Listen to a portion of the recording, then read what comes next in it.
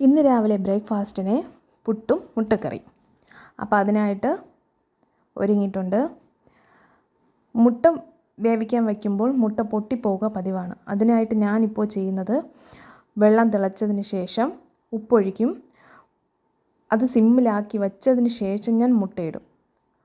എന്നിട്ട് കുറച്ച് കഴിഞ്ഞ ശേഷം ഫ്ലെയിം കൂട്ടി വെച്ച് മുട്ട വേവിച്ചെടുക്കും.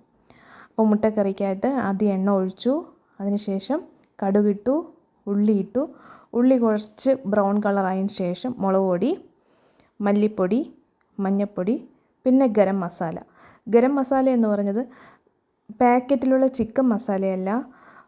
കടയിൽ ഗരം മസാല പൊടിക്കാനായിട്ട് കിട്ടില്ലേ, അതങ്ങനെ വീട്ടിൽ വാങ്ങിച്ചിട്ട് പൊടിച്ച് വയ്ക്കുന്നതാണ്. അതിന് പ്രത്യേക തരം ഒരു ടേസ്റ്റാണ്. അത് നമ്മൾ ഏത് കറിക്ക് വേണോ ഉപയോഗിക്കാം. ചിക്കൻ കറി വെച്ചാലും ഏതിനായാലും നമുക്ക് ആ മസാല ഇടുമ്പോൾ വേറൊരു ടേസ്റ്റാണ്. പാക്കറ്റിലുള്ള ഗരം മസാല അതിന് വേറൊരു ടേസ്റ്റാണ്. അപ്പോൾ ഇത് വെച്ച് അതിനിട്ട ശേഷം കുറച്ചൊന്ന് വഴറ്റുക. അതൊന്ന് വഴറ്റി കഴിഞ്ഞതിന് ശേഷം നമുക്ക് തക്കാളി ഇടാം. ടൊമാറ്റോ ഇട്ടിട്ട് കുറച്ച് നേരം ഒന്ന് വഴറ്റുക. ഉപ്പൊഴിക്കും കേട്ടോ അതിൻ്റെ കൂടെ. അങ്ങനെ കുറച്ച് നേരം കഴിയുമ്പോൾ നമ്മൾ മുട്ടക്കറി റെഡി.